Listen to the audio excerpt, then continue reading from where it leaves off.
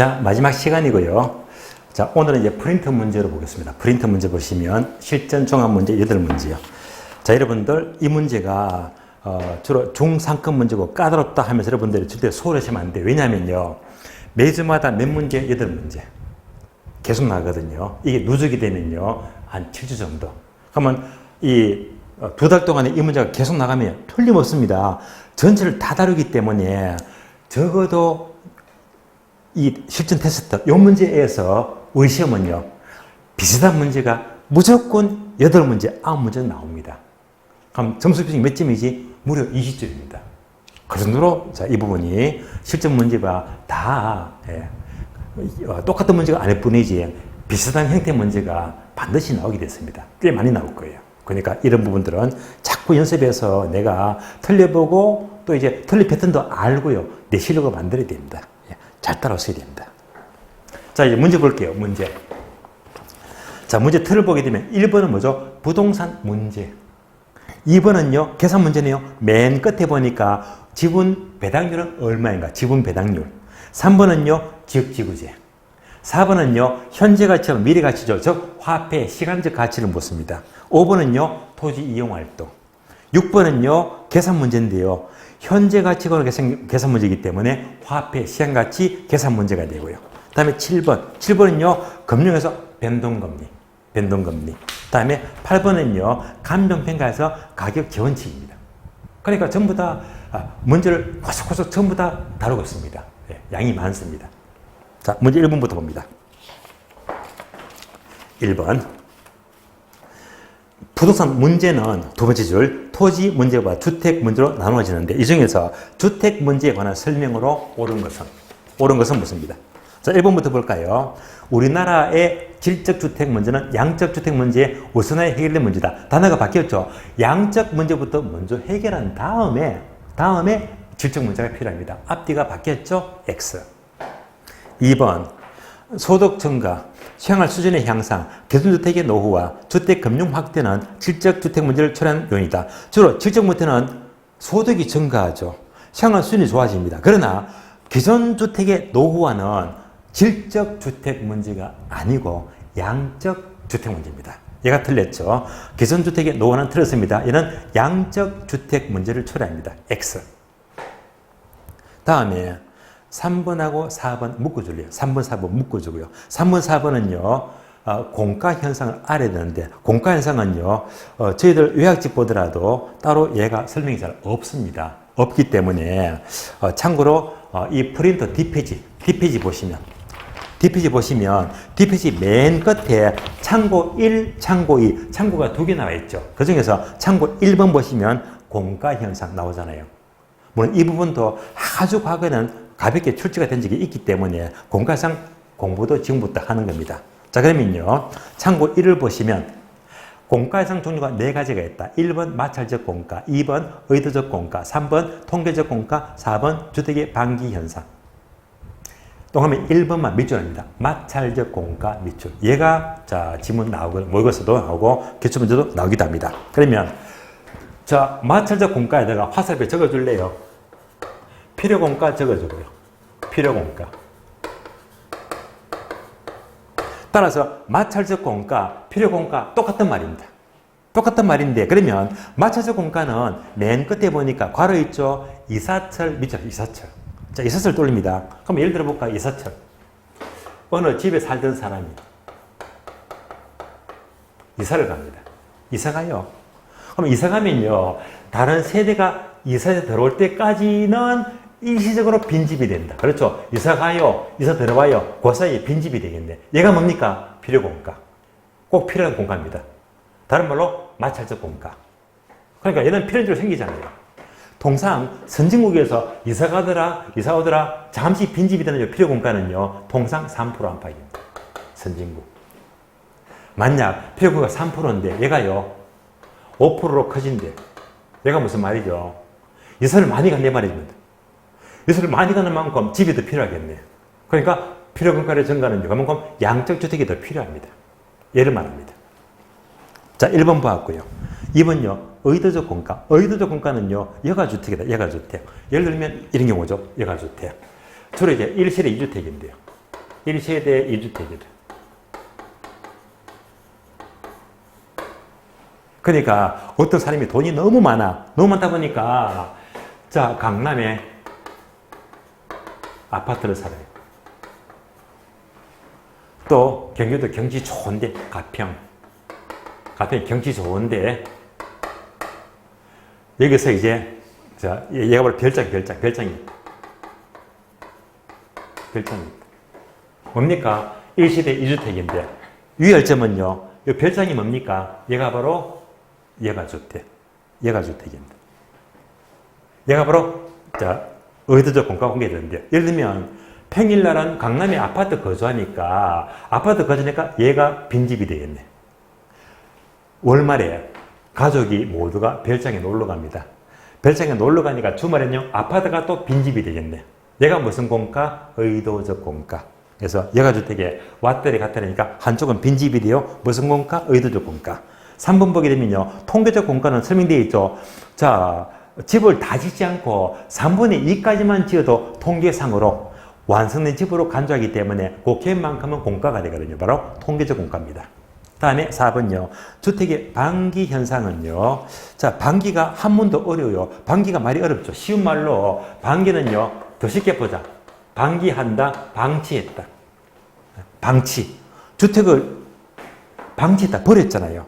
그러니까 여러분들이 한 번씩 옛날에 자, 지방으로 운전하다 보면 저 멀리 군데군데 시골에 외딴 집이 그냥 집이 폐가 집을 버렸잖아요.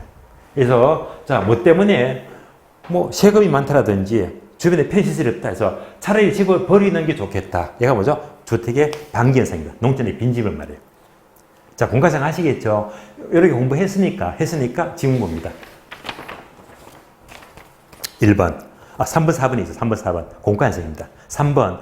주택이 사회적 경제적으로 설모가 적거나 세금 관계 등으로 수익이 맞지 않은 때에는 집을 버린다고 했죠. 이때는 의도적 공가가 아니고 주택의 방기 현상이죠. 틀렸습니다. 4번요. 필요 공가를 증가하는 요구잖아요. 이사갈 때 빈집이 생긴다. 필요 공가를 증가되는 것은 양적 주택 문제 요인 맞습니다. 그러나 폐기된 주택이나 인후현상 등으로 농촌에 방치된 집은 필요공가 이사는 거리가 멀어요. 이런 것들은 필요공가에 산입 안 합니다. 산입 안 한다. 정답 4번입니다. 정답 4번. 다음에 문제 5번이요. 지문 5번. 지문 5번은 뭐죠? 연간 소득에 대한 주택 가격의 비율 PIR이 낮을수록 저희가 지문이 뭐가 뭔지 알 수 없습니다. 뭐가 나왔습니까? PIR.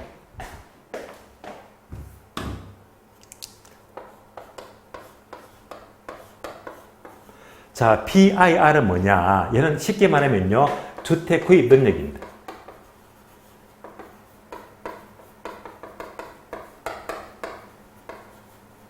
그러면 얘는요.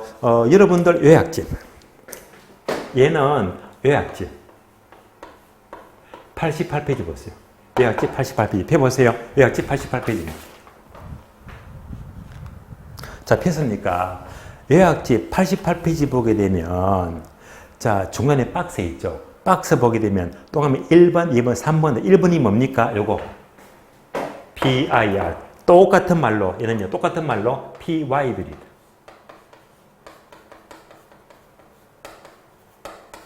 그래서 88페이지에 그대로 나오잖아요. 그러니까 이제 PY 비율 또는 PI랑 같은 말인데요. 얘가 바로 주택 구입 능력을 가리키는데 이런 지문도 최근에 우리 시험은요. PIR이 나온 적은 있습니다. 먼저는 알아야 됩니다. 그럼 이제 자, 얘는 이제 PY로 해서 분자 분모. P는 가격이죠, 가격. Y는 소득입니다. 따라서 자, 옮겨볼까요?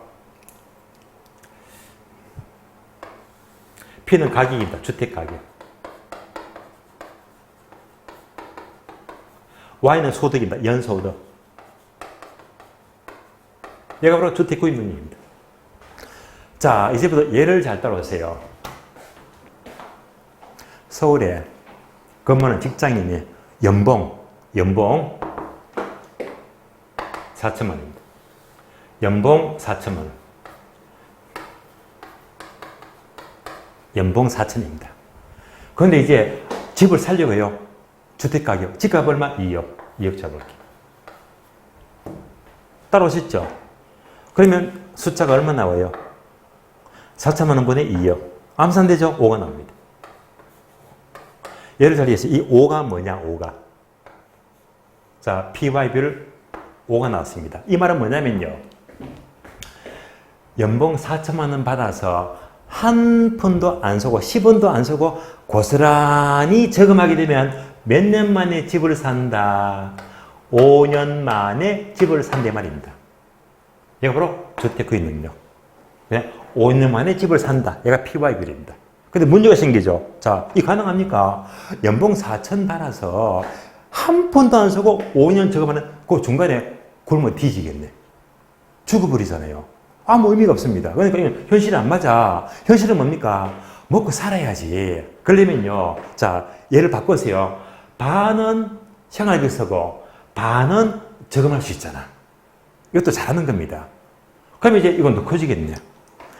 자, 반을 쓰고 반을 쓴다면 얼마가 되겠지? 10이 되겠지. 얘가 우리 현실입니다. 그래서 옛날에 우리 현실에 악자같이 봉급받아서 반 생활비 쓰고 반 모으면 10년 만에 집 산다 이런 말입니다. 뭔지 아시겠죠? 다시 예를 바꿔봐요. 예를 바꿔서 이런 경우. 자, 이제는 연봉이 4천에 내고 2억이라 2억. 이야, 연봉 세네요. 누굽니까? 적어도 의사는 되겠네. 예. 사자가 달렸습니다. 의사. 연봉이 2억이다. 이 사람은요, 2억짜리 집을 사게 되면 얼마가 되겠지? 1이 되겠네. 무슨 말입니까? 자, 연봉 벌어서 1년 만에 집 산대 말입니다. 자, 이렇게 비교하니까 이제 차이 나시겠죠? 두 개 비교합니다. 결론적으로 PYB이 높은 게 좋은 겁니까? 낮은 게 좋은 겁니까? 낮은 게 연봉이 세지. 낮은 게 좋은 거잖아요.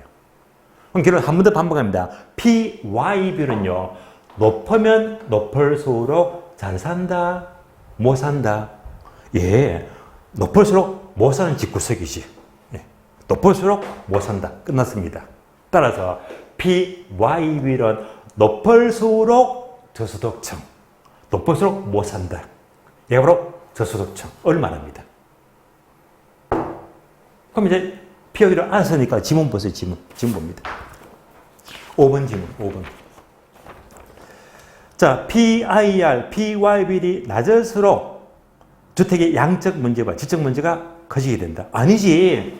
높을수록 못 사니까. 낮을수록 틀렸습니다.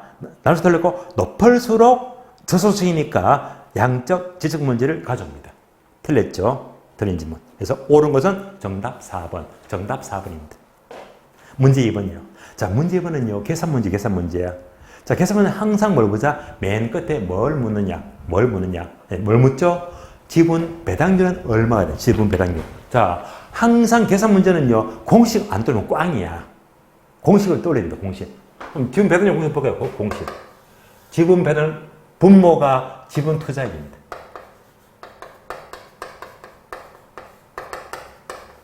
그 다음에 분자가요, 세전 현금 수지가 돼요. 세전 현금 수지. 이렇게 공식만 떠올렸다면 이제 푸는 건 시간 문제입니다. 무조건 공식도 떠올려야 됩니다. 자, 공식 떠올렸더니 이제 요거 보고 이제 문제 봐요. 문제 봅니다. 자, 문제 첫 줄. 지분 투자액 5천. 오! 나왔네. 지분 투자액은 얼마? 5천만 원입니다. 뭐만 구하자? 세전. 얘만 구하면 되겠네.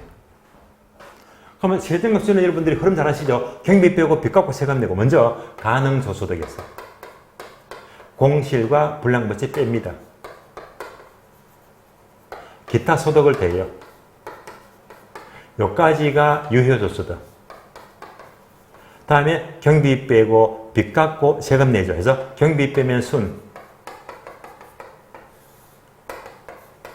빚 갚으면 세전. 그래서 부채세비세. 빚 갚으니까 세전. 더 안 쓸게요. 왜? 세전이 여기서 나오잖아. 얘만 구하면 되겠네요. 그럼 이제 다음 숫자 계속 보세요. 자, 지문 보기 가능 총소득 얼마? 2천만 원. 만자 뺄게요. 그럼 공실이 얼마? 300만 원. 300은 빼겠네요. 다음에 기타 소득이 얼마? 100만 원 더하기죠. 100만 원 더하기. 여기까지 계산하면 유효는 1,800만 원입니다. 1,800. 다음에 경비가 얼마? 800. 800 빼고요. 그러면 순수익은 얼마? 1,000만 원. 마지막으로 부채 세비세액은 500입니다. 부채 세비 500이다. 요거 빼잖아요. 빼면 세전이 얼마? 500만 원. 기분 좋게 보였습니다. 세전이 얼마 나왔다? 500만 원. 공식 아니까 어려운 문제가 아니잖아요. 그럼 뭐가 됩니까? 10분의 1이죠. 정답 10%. 정답 10%. 정답 1번. 1번입니다. 다음에 문제 3번입니다. 3번은요, 지역지구지의 효과를 묻습니다. 지역지구의 효과. 옳은 것은, 옳은 것은. 자, 그러면요, 3번 문제 보기 전에, 자, 먼저, 지역지구의 효과는 제가 계속 설명을 드렸는데 한 번 더 뚫어봅니다. 지역지구지의 효과입니다.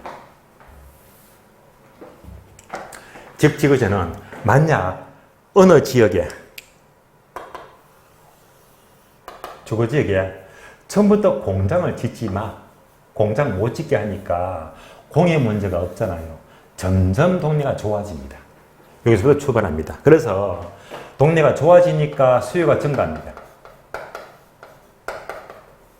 그러면 땅값 올라가죠? 가격 상승. 가격이 올라가면 공급도 증가합니다. 여기까지가 기본 효과. 모두 증가합니다. 이때 공급이 기억나시죠? 공급은 무조건 장기 효과. 공급 빼고 앞에 거는 모두가 단기 효과. 따라서 단기는 수요를 움직이고 장기는 공급을 움직이더라. 여기까지가 가장 기본 효과입니다. 계속해서 이제 장기적으로 공급은 증가하는데요. 항상 공급은요. 건축비를 따지자. 건축비가 오를지 일정한지 하락하는지 세 가지. 세 가지를 구분합니다. 첫 번째, 건축비가 일정하다. 비용 일정 산업입니다. 건축비가 상승한다. 비용 증가 산업입니다. 건축비가 하락한다. 비용 감소 산업입니다. 세 가지. 자, 요 경우에 각각 주택 가격이 어떻게 됩니까? 다음에 공급은 어떻게 됩니까? 여기까지 제가 그래프도 그려드렸고 암기를 다 시켜드렸습니다. 자, 암기 어떻겠습니까? 공급이 쉽죠? 앞에서 답이 나왔죠. 공급은 무조건 증가니까. 공급은 무조건 증가니까 그대로 뭐? 증가. 자, 무조건 증가. 답이 딱 나왔네. 이어서 자, 가격은요, 같이 가더라. 건축비가 일정하면 가격도 원래대로 일정하고요. 건축비가 상승하면요, 가격은 원래보다 높은 수준, 가격도 상승하고. 건축비가 하락하면요, 가격은 원래보다 하락하면 되겠지. 일정하면 일정, 증가, 감소. 그대로 움직입니다. 요거 묻는 지문이 몇 번? 바로 3번 문제. 자, 그래서 이제 3번에서 옳은 것은 묻죠, 옳은 것은. 그러니까 3번과 비슷한 기출문제가 요거 비슷하게 나온 적이 있습니다. 지문 5개 봅니다. 자, 5개 지문 가운데 1번, 2번 묶어주고요. 1번, 2번. 다음에 3, 4, 5번 묶어주세요. 왜 묶었지? 1번, 2번 묶었잖아요. 1번, 2번 묶어서 단기 적어주고, 단기. 다음에 3, 4, 5번은요, 뭐? 장기 적어주고. 자, 단기, 장기 사이 뭡니까? 장기는 공급이죠. 단기는 수요잖아. 항상 공급 증가 감소는요, 장기를 말하니까 공급이 단기 들어가면 무조건 틀린 말입니다. 공급은 장기. 그래서 1번부터 봅니다. 1번. 단기에는 수요 증가 맞죠? 이에 따른 공급 증가 틀렸지. 공급 증가는 뭐라고 했습니까? 장기. 공급 증가를 빼야 됩니다. 그래서 수요가 증가하니까 가격이 상승하겠지. 공급 증가를 빼야 됩니다. 틀렸고. 2번 질문요. 단기에는 기존 공급자는 지가 상승에 따른 초과를 획득할 수가 없다고 있다. 초과를 획득할 수 있는 요 경우를 뭐라고 부르죠? 사전적 독점. 그래서 사전적 독점이 발생합니다. 그래서 초과나 획득가수가 있다. 틀렸습니다. 3번요. 장기에는 공급자의 초과는 소멸되고 정상이 존재할 때까지 공급은 증가한다. 오! 맞네요. 그래서 자, 공급은 장기는 모두가 뭐 증가한다. 정답 3번. 정답 3번. 4번요. 장기에 비용 일정산이다. 일정 동그라미 나왔죠? 일정. 비용이 일정하면요. 가격은 원래 수준에서 공급은 증가한다. 얘만 찾으면 되겠네요. 따라서 비용 일정산입이면 가격과 주택 공급은 원래 수준과 같아. 아니지. 자, 주택 양, 공급은 증가잖아, 증가. 그래서, 자, 뭐가 틀렸죠? 주택 양이 틀렸죠? 주택 가치는 원래 수준과 같은데, 주택 양이 공급이니까 여기 빼야 된다. 공급은 뭡니까? 공급은 증가지, 증가. 공급은 증가입니다. 주택 양이 틀렸습니다. X. 5번요. 장기는 비용 증가산입니다. 증가 동그라미. 이거 나왔죠? 비용 증가산입이면 가격은 원래보다 높고 공급은 증가한다. 모두 증가. 따라서 비용 증가산입이면 주택 가격은 원래 수준보다 높고 맞네요. 주택 양은 원래보다 적다가 아니고 많다. 공급 증가잖아요. 공급 증가. 많다. 틀렸습니다. 옳은 것은 정답 3번요. 정답 3번입니다. 4번요. 4번. 화폐 시간 가치를 묻습니다. 현재 가치와 미래 가치 설명이다. 옳은 것은 모두 몇 개인가? 자, 다시 문제 보세요. 4번이 뭐죠? 화폐 시간 가치 이론 문제. 박스 이론 문제. 그다음에 6번 문제. 6번은 뭐죠? 화폐 시간 가치 계산 문제. 지금 오늘 이 실전 테스트는요. 화폐 시간 가치가 이론 문제도 한 문제가 있고 계산 문제가 한 문제 있거든요. 무려 두 문제. 무슨 말이죠? 원래 시험요. 화폐 시간 가치는 웬만하면 틀림없이 나올 겁니다. 요즘요. 투자에서 출제원들이요. 화폐 시장 가치를 되게 좋아하거든요. 되게 좋아합니다. 출제가 많이 됩니다. 그럼에도 불구하고 화폐 시장 가치는요. 33회. 작년에 한 문제도 안 나왔어요. 빤히 보이잖아요. 작년에 안 나왔기 때문에 올해는 무조건 나와야 됩니다. 그래서 이제 이 문제로 자꾸 연습해야 됩니다. 자, 옳은 것은 몇 개인가? 박스 봅니다. 박스. 기억번. 감채 기금계수의 역수는 연금의 내각계수. 역수 맞죠?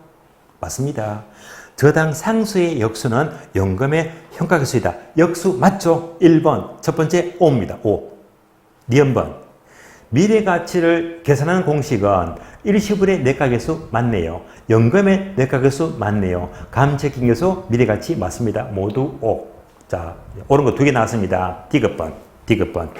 일시불의 내각에서는 할인율이 R일 때 N년 후에 이런 밑줄, 현재 밑줄, N년 후가 나오고 현재가 나오게 되면요. 일시불의 현재 가치죠. 그래서 N년 후 나오고 현재 얼마를 묻게 되면요. 일시불의 내가 계수가 아니고 일시불의 현가 계수다. X 틀렸습니다.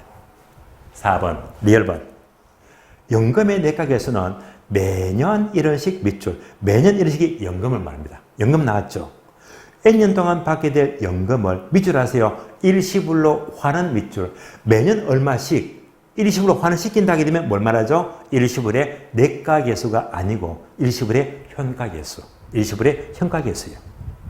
들었습니다? X. 미음번. N년 후에 이런을 만들기 위해서 밑줄 아세요? 만들기 위해 밑줄. 그리고 매년 불입한다. 불입 밑줄. 그러니까 키워드 나왔네요. 만들기 위해서 매년 불입한다. 불입하면요. 얘는 저당 상수가 아니고 감채 기금계수죠. 그래서 감채 기금계수 설명입니다. 틀렸습니다. X. 자, 다음에 6번째 비읍번이 비읍번. 5년 후에 1,000만 원은 할인율이 10%일 때 현재 가치를 계산하면 얼마가 된다.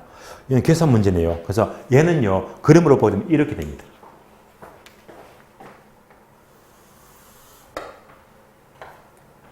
5년 후에 얼마? 1,000만 원이에요. 1,000만 원이죠.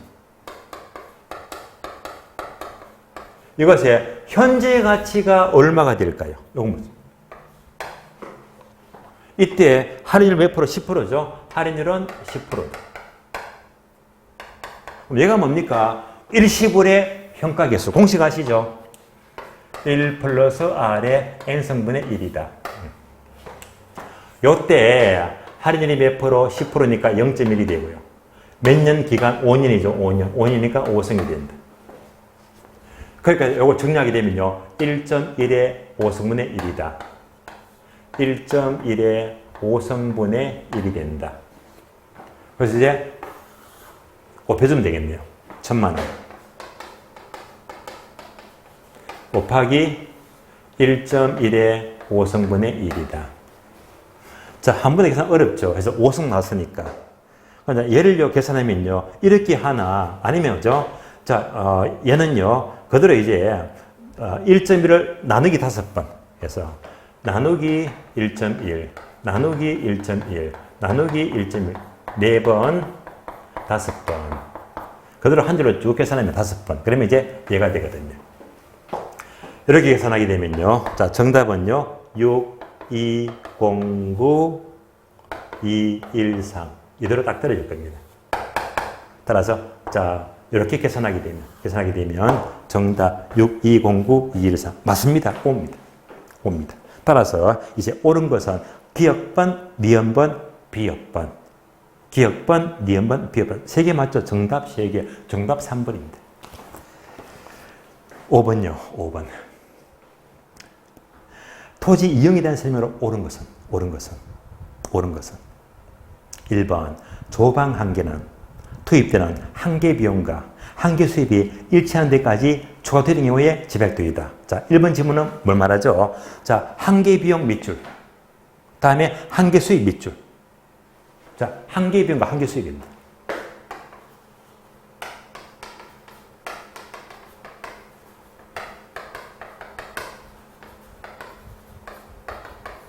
주로 학교론에서요, 한계자가 역으로 마지날, 한계자가 붙으면 주로 이제 일치가 최적의 조건인데요. 그래서 이제 얘가 일치하면요, 얘가 뭘 말하느냐? 바로 이윤극대. 최적이니까 이윤극대입니다.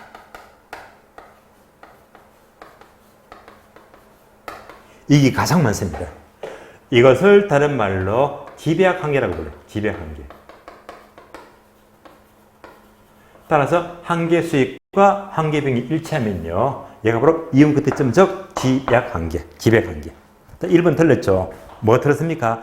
조방한계가 아니고 집약한계. 집약한계 설명입니다. X. 2번요. 리카르도의 차액지대는 토지의 수학체감 법칙을 배제한 것이다. 아니죠. 이를 전제로 하고 있죠. 배제가 아니고 전제로 한 것입니다. 전제로 하고 있다. 틀렸습니다.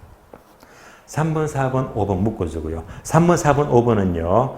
토지와 자본의 대체관계를 말하는데요. 3번, 4번, 5번은 바로 읽게 되면 여러분들이 또 조금 이제 기억이 희미할 수 있으니까 얘는요. 참고로 뒷페이지. 자, 뒷페이지 보게 되면 뒷페이지에 맨 끝에 참고 1, 참고 2 있죠. 참고 2. 참고 2가 제목이 뭡니까? 참고 1은요. 공과성을 설명을 드렸고, 그다음에 참고 2를 보게 되면 생산요소의 대체성과 도시지대.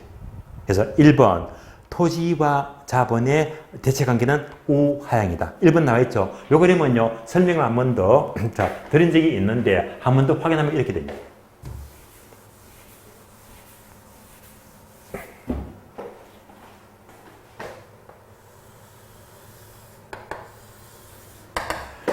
지대, 거리, 중심지. 그러면 이때 지대함수는 잘 아시죠? 우하향. 요겁니다. 무슨 말이죠? 중심지가 지대가 되게 비싸지 거리가 멀수록 지대가 점점 낮아진다. 우하향. 얘를요. 지대는 돈 받죠. 돈 받으니까 자본입니다. 거리가 바로 토지다. 거리는요. 중심으로부터 토지와의 거리를 말합니다. 얘도요. 이런 그림이 나타난다. 얘가 바로 토지와 자본의 대체 관계를 가리킵니다. 자, 이렇게 볼 때 이제 이렇게 합니다. 자, 중심지 가까이 있어요. 땅값이 얼마나 비쌉니까? 이렇게. 자, 중심지 가까이 있으면 땅값이 너무 비싸. 땅 한 평에 얼마더라? 3천만 원 평당. 그럼 토지와 자본의 관계는 1대 3천만 원. 얼마나 높아요. 따라서 얘가 뭘 말하지? 토지와 자본의 비율이 얼마나 큽니까? 그래서 토지와 자본의 결합비율이 높다고 불러요. 결합비율이 높다.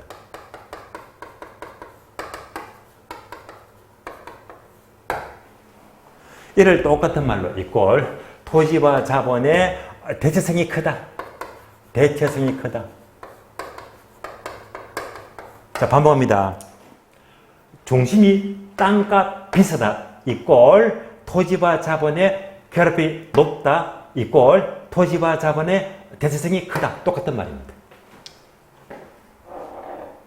거꾸로 이렇게 볼까요? 외곽지는 땅값이 얼마나 쌉니까? 땅 한 평이 얼마지? 10만 원밖에 안 해. 결합비율 얼마? 1대 10이야. 싸잖아요. 따라서 얘가 다른 말로 뭘 말이지? 토지와 자본의 결합비율이 낮다. 결합비율이 낮다. 똑같은 말로 이꼴 토지와 자본의 대체성이 작다. 대체성이 작다. 따라서 외곽지는 땅값이 싸다. 이꼴 토지와 자본의 결합비율이 낮다. 이꼴 토지와 자본의 대체성이 작다. 똑같은 말입니다. 답이 나왔죠? 중심지로 갈수록 땅값 비싸다. 토지와 자본의 결합비율이 높다. 이거 잘 나옵니다. 여러 번 나왔습니다. 반복. 중심지로 갈수록 땅값 비싸다. 토지와 자본의 결합이 높다지 낮다 하면 틀린 말입니다. 중심지로 갈수록 결합비율이 낮다 틀린 말이고요. 높다, 높다. 요즘은 잘 나옵니다. 얘가 이제 참고 2번 보게 되면 동그라미 2번 있죠. 2번 모두 밑줄 아세요. 2번. 토지와 자본의 결합비율은 도심으로 갈수록 높다. 높다 동그라미. 높다가 맞는 말이지. 낮다 하면 틀린 말입니다. 높다. 이는 똑같은 말로 계속 밑줄 아세요. 토지와 자본의 대체성이 크다. 똑같은 말입니다. 3번요. 생산소의 대체성은 생산소 상대 가격에 따라 다르죠. 이 말 무슨 말입니까? 자, 다르잖아요. 중심지는 뭡니까? 땅값이 비싸니까 자본을 많이 투입합니다. 땅은요, 조금밖에 못 쓰잖아요. 그러니까 이제 중심지는 뭐지? 땅은 적게 사고 자본은 많이 투입하고. 그러니까 3번처럼 자, 요소의 가격, 요소에 따라서 달라집니다. 외곽지는 보세요. 외곽지는 뭡니까? 자, 자본은 적게 투입하고 땅을 많이 사겠지. 그러니까 이제 도심지는요, 자본 많이 투입하고 땅은 적게 사고, 외곽지는요, 땅은 많이 사고 자본은 적게 투입하고 해서 이렇게 비율이 달라집니다. 얘가 3번입니다. 그럼 4번요. 생산소의 대체성은 밑줄입니다. 기업이나 산업의 종에 따라서도 달라진다. 달라진다. 까지도 질문 나오는데요. 얘가 뭐냐? 다시. 얘가 뭡니까? 중심지. 땅값 비싸죠. 여기서는요, 어떤 산업이 있지? 1차, 2차, 3차. 몇 차? 3차 산업입니다. 3차 산업. 주로 서비스 업종입니다. 그럼 외곽지는 농사지 있죠. 몇 차 산업이다? 1차 산업이다. 달라집니다. 산업이. 다시. 자, 목장업이 있어요. 검증업이 있어요. 얘들은 이제 위치가 달라집니다. 중심지는 뭐가 된다? 주로 건물이 많잖아요. 그래서 주로 어떤 금융업이다. 외곽지는 농사지니까 무슨 업이다? 목장업이다. 따라서 결국 자 토지와 자본의 이 결합비율 대체성은요 산업이나 기업에 따라서 달라지고 있죠. 달라집니다. 달라져. 얘가 몇 번? 4번이요. 4번. 따라오셨죠? 그럼 이제 지문합니다. 몇 번 문제예요? 5번 문제. 자, 5번 문제에서 3번, 4번, 5번 봅니다. 그러면 3번 보게 되면 만약 토지와 자본만 투입해서 생산을 한다면 이들의 관계는 오화양망이다. 오! 맞죠, 이거? 오화양망. 정답 3번. 정답 3번. 4번요. 도심지적 건물이 고층화되었다는 것은 토지와 자본의 갭이 낮다가 아니고 높다. 높다. 높죠. 얘가 도심지입니다. 따라서 X. 5번요. 금융업은 토지에 대한 자본의 대성이 작다 아니고 크죠. 크다. 반면에 목장업은요. 토지자본의 대성이 크다가 아니고 작다. 작다. 옳은 것은 정답 3번. 정답 3번입니다. 문제 6번요. 6번. 자, 6번 문제는 계산 문제죠. 아마 여러분들이 이 문제를 처음 하게 되면요. 처음 본다는 분들은 계산 문제 공부를 좀 적게 하신 분입니다. 그런데 계산 문제를 꾸준히 푸신 분들은 이 문제가 또 나왔네 가실 거예요. 이 문제가요, 여러분들이 제 계산 특강 보게 되면요, 이와 비슷한 문제를 한번 풀어드리는 이거는 어디서? 계산 특강에서 문제 좀 따들어와요. 근데 6번 왜 푸느냐? 6번과 비슷한 문제가 옛날에 출제가 된 적이 있거든. 좀 어려워요. 자, 6번 문제 봅니다. 5년 동안은 매년 1,000만 원씩 들어와요. 그 후에 2년 동안은 1억 원씩 들어온대요. 이것의 현재 가치를 구하라. 그러면서 이제 표를 보게 되면 표를 보게 되면요, 항목이 많습니다. 항목 4개 있죠. 자, 요것은요, 할인율을 10% 할인시키고, 그리고, 자, 두 번째, 연금의 hen가계수 5년짜리가 3.8, 연금의 hen가계수 2년짜리가 1.5, 일시불 현가 5년짜리가 0.6이다. 이러니까 도대체 뭐가 뭔지를 모릅니다. 그래서 이 문제를요, 어떻게 분석하느냐. 자, 이제부터 이 문제를 그냥 보게 되면 아무 답이 안 나와. 항상 화폐 시향가치는 이런 식으로. 그림을 그리는 거죠, 그림. 그림을 그려봅니다, 그림.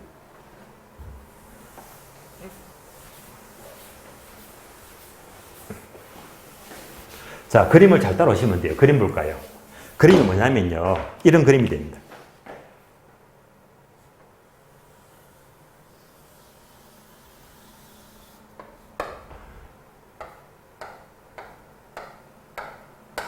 자, 처음에 5년 동안 얼마씩 들어요? 1,000만 원씩. 1,000만 원. 1,000만 원. 1,000만 원. 1,000만 원. 하나, 둘, 셋, 넷, 5번. 그래서 5년 동안은 기간 말에 1,000만 원씩 5번 들어요. 5년치. 자, 그림 따라왔죠? 다음에 문제 보면 그 후로 2년 동안은 1억.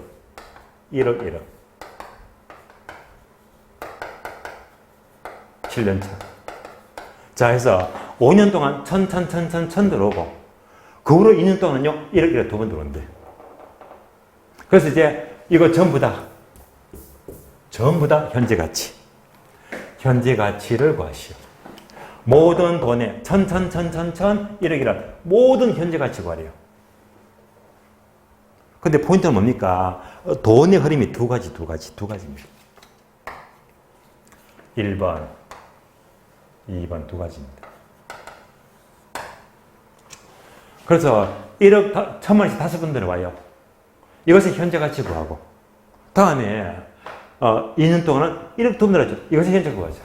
그래서 돈 흐름이 다르기 때문에 1번 한 번 구하고 2번은 따로 가야 됩니다. 따로. 그래서 결론은요, 1번은 쉬워요.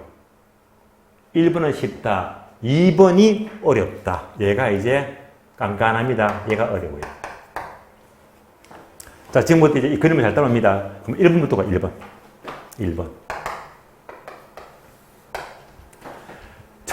매년 1,000만 원씩이죠. 얘가 뭡니까? 연금.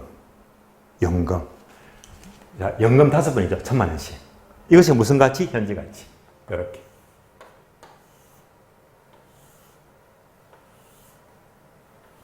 얘가 뭡니까? 연금의 현가계수.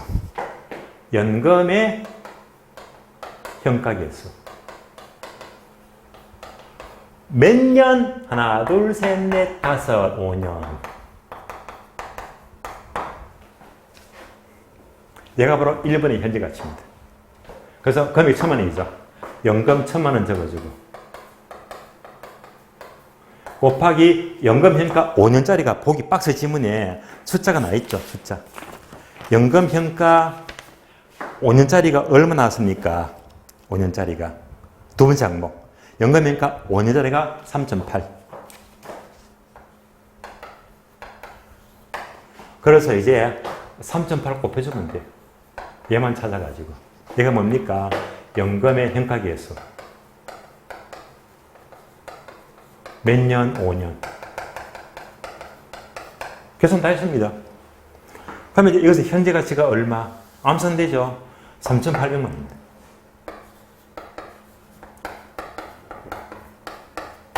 따라서 1번까지는 웬만하면 다 따라옵니다. 쉬고요.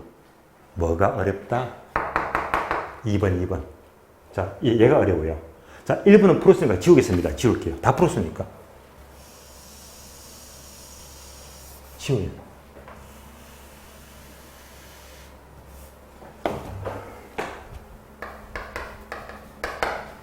그러면 이제 두 번째. 자, 1액이 두 번 들어갈 때.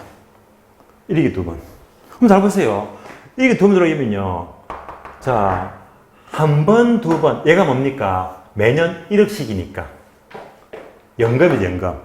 그럼 연금이 두 번이니까 뭐? 한 번, 두 번. 그래서 연금은요, 두 번 들어갔으니까 요때까지가, 요 시점까지가 뭐니까? 연금이 되죠. 그럼 다시, 이때부터 현재까지는요, 매년 얼마씩 내고, 이 돈의 일시불이죠, 일시불. 여기서부터 현재까지는요, 일시불. 돈의 흐름을 잘 이해해야 됩니다. 다시, 1억 두 번 들어왔다. 연금이죠. 그러니까 얘가 뭡니까? 2년 동안 연금의 현가계였어. 몇 년? 2년. 왜? 연금 두 번 들어왔으니까 연금효과 2년이다. 그럼 이제 요 금액에서 현재까지 땡기는 5년 동안은요, 매년 얼마씩 하냐고? 일시불이죠. 일시불이 현재 가치. 몇 년? 5년. 따라서 총 7년인데 2년은 연금 현가, 나머지 5년은요, 일시불 현가. 그래서 이제 계산을 두 번 합니다. 그래서 이제 이런 개수가 답이 다 나와 있습니다. 다. 답을 보게 되면. 자, 답을 보게 되면 박스 보기. 연금현가 2년짜리가 얼마? 1.5. 일시불 현가 5년짜리가 얼마나 있죠? 0.6. 그래서 총 7년 가운데 2년은 뭐지? 연금 현가. 나머지 5년은요, 일시불 현가. 이렇게 계산해야 됩니다. 그럼 볼까요, 이제? 2번은 금액 1억인데. 자, 2년은 뭐지? 연금 현가 2년이죠. 그러니까 1.5. 얘는요, 연금 현가 2년.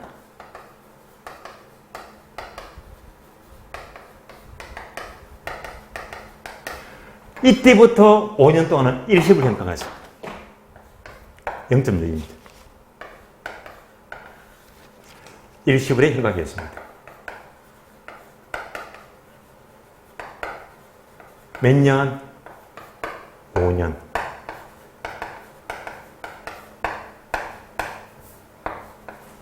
그러면 모든 현재 가치.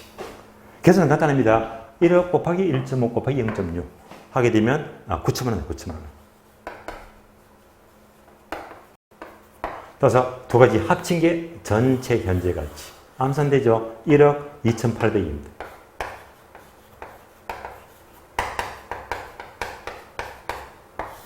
정답 1억 2,800. 정답 2번. 정답 2번. 그래서 화폐 시장가치는요, 이러니까 어렵습니다. 왜? 일관된 공식이 없고, 경우에 따라서 이제 금액이, 흐름이 막 자유자재로 주어지거든요. 그래서 이런 것들은요, 공식보다 아주 그 민감하게, 탄력적으로 아주 응용을 잘해야 됩니다. 그래서 이게 화폐 시장가치가 어렵게 되면요, 상당히 까다로워요. 7번. 자, 7번에서는 뭘 묻죠? 자, 금융에서 금리 변동 또는 채무 불이행으로 발생하는 대출 위험 부담이 커질수록 금리가 높아지면 뭐죠? 변동금리. 변동금리 설명이다. 옳은 것은. 자, 그래서 빈출 질문들이 많습니다. 1번부터 볼까요? 대출 시점에서 본다면 변동금리가 고정금리보다 높다. 아니죠. 변동금리는 고정금리보다 높다가 아니고 낮다. 그죠? 낮다. 틀렸습니다. 틀렸고. 2번. 변동금리는 조정기간이 장기일수록, 자, 조정주기가 길어지게 되면 은행은 손해보죠. 안 좋아요. 따라서 대출자는 위험 어림이 높아진다. 바로 2번이 맞네요. 2번 정답. 정답 2번입니다. 3번요. 인플레가 발생하면 일반적으로 대출자는, 은행은 고정금리가 변동금리보다 유리하다. 맞겠지. 은행은요, 변동금리가 고정금리보다 유리하잖아요. 받겠습니다. 변동금리가 고정금리보다 유리하다. 틀렸고. 다음에 4번요. 변동금리 대출에서 금리 인상에 상한선이 설정이 돼야 돼요. 상한선. 얘가 무슨 말입니까? 상한선. 자, 예를 들면 변동금리는요, 인플레만큼 금리가 꾸준하게 올라가잖아요. 얘가 변동금리. 이건 문제가, 요새 계속 금리가 올라가잖아요. 요건 문제가 없는데 너무 시장이 나빠. 금리가 완만하게 안 올라가고 아주 가파르게 이렇게 올라갑니다. 이럴 수 있잖아요. 혹시 이거 겪어보셨습니까? 우리나라도 언제 있었죠? IMF 때. 금리가 막 5%, 10%, 15%, 20% 넘게 확 올라갔잖아요. 이거는 국가가 망하는 수준입니다. 이렇게 지나치게 올라가게 되면 올라간 거 지켜볼 수가 없습니다. 정부가 개입해서 손 닦아야 됩니다. 뭐? 상한선. 상한선 꺼놓고, 자, 이상은 절대로 올리지 마. 올리지 마. 규제합니다. 얘가 바로 금리 상한선입니다. 그러면 상한선 꺼버리면요, 이상 올릴 수가 없잖아. 못 올리잖아요. 상한선이 있게 되면요, 은행은 어떡합니까? 어차피 여기서 못 올릴 바에야, 못 올릴 바에야, 이때 전부터 미리 조금씩 더 올려버리자. 왜? 여기서 못 올릴 거니까. 상한선이 되어버리면요, 평소에 조금 더 올려버립니다. 요 문장이 몇 번? 4번이죠. 따라서 상한선이 설정이 되게 되면 일반적으로 금리가 낮아진다 아니고 높아집니다. 높아진다. 5번요. 점정 상한대출, 즉 최정식 상한대출은 원리금 변동대출보다도 대출금리가 낮다는 높죠. 최정식 상한은요, 처음에 원리금을 적게 받으니까 편의를 많이 봐줘요. 많이 봐주니까 금리가 높아요. 금리가 높다. 틀렸습니다. 자, 옳은 것은 정답 2번이죠. 2번. 정답 2번입니다. 마지막 문제 봅니다. 자, 마지막 문제. 가격 지원책의 설명이다. 옳은 것은 모두 몇 개인가? 가격 지원도 항상 문제가 A급입니다. 근데 얘가 최근에 너무 많이 안 나와서. 그래서 지원책도 언제나 A급인데 최근에 굉장히 소외받더라. 그러나 얘는요, 여전히 중요합니다. 옳은 것은 모두 고르시오. 기업번. 자, 체유 사용과 관계된 대내적 원칙, 즉 내부 원칙은 자, 수익 체증 체감, 개입 원칙, 경제의 원칙을 들 수 있다. 얘는요, 바로 풀기보다도 제가 가격 정책 이렇게 설명드린 적이 있습니다. 자, 채사 원칙을 중심으로 체유 사용, 채사 원칙을 중심으로 크게 세 가지. 토대 원칙이 있고요. 내부 원칙이 있고요. 다음에 외부 원칙이 있다. 이렇게 틀을 잡았습니다. 나중에 이게 딱 눈에 떠올립니다. 토대 원칙은 시간 법칙이다. 변동과 예측의 원칙입니다. 변동과 예측의 원칙이다. 다음에 내부 원칙은요, 제가 암기시켜드립니다. 얘가 네 가지인데요. 형수가 임신했다. 형수 A배기. A자만 싹 떼게 되면요, 형수 A배기, 형수 배기.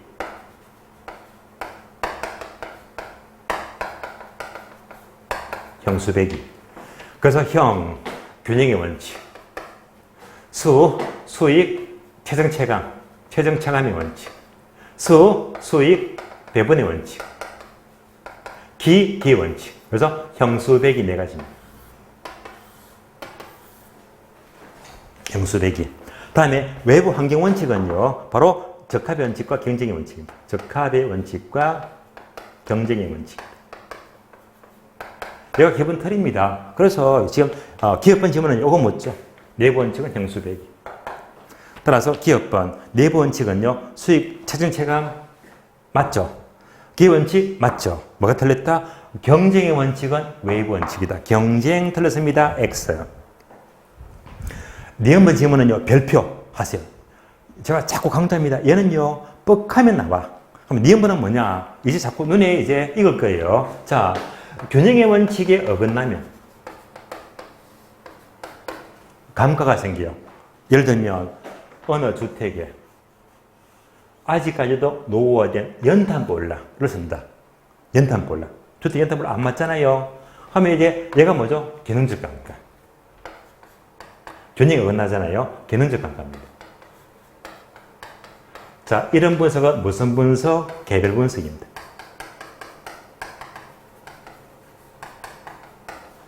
그래서 암기했죠. 균형의 원칙은 기능적 감가, 개별 분석이다. 기억은 기억이다. 균형의 원칙, 기능적 감가, 개별 분석. 다음에 적합 원칙에 어긋납니다. 가치가 떨어지죠. 얘가 뭡니까? 경제적 감가. 경제적 감가가 되고요. 어떤 분석이다? 지역 분석입니다. 지역 분석입니다. 얘도 한계 있죠. 그래서 적합 원칙 지역, 경제적 감가 지역, 지역 분석 지역. 그래서 GGG 나옵니다. 요거 묻는 것이 니은번입니다. 따라서 니은번 보게 되면 균형의 원칙은 물리적 감가 틀렸지 기능적 감가입니다. 물리적 감가 아니고 기능적 감가. 틀렸고 두 번째죠. 적합의 원칙은 경제적 감가 맞죠? 적합의 원칙은 GGG 경제적 감가 맞습니다. 앞에 게 틀렸죠? X.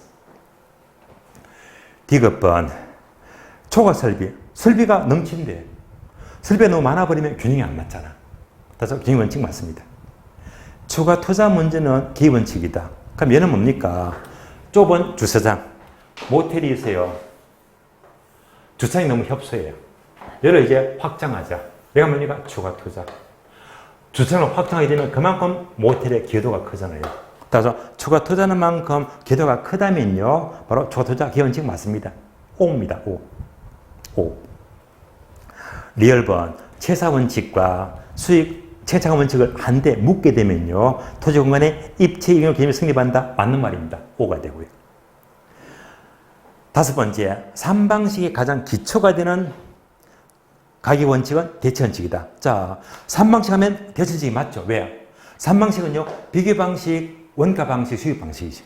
비교 방식은요, 시장성에 대체해서, 원가 방식은 비용성에 대체해서, 수익 방식은 수익성에 대체해서, 그러니까 대체 원칙이 맞습니다. O입니다.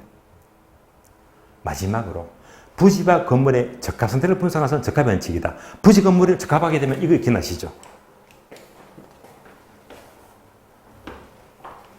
부지가 있어요. 건물이 있어요. 건물이 너무 낡아서 노후가 됐습니다. 무슨 말입니까? 낡은 건물이 토지에 부담을 주더라. 얘가 무슨 강가? 건물 강가. 그러니까 부지 건물의 적합은요. 낡은 건물의 건물 강가를 말합니다. 이때 건물 강가는 뭐라고 했죠? 무슨 강가? 기능적 강가.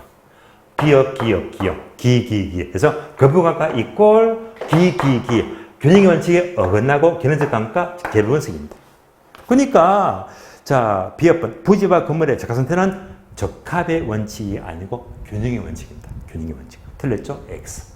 따라서 옳은 것은 자 몇 개입니까? 디귿번, 리얼번, 미연번. 디귿번, 리얼번, 미연번. 3개죠? 정답 3개. 정답 3번입니다.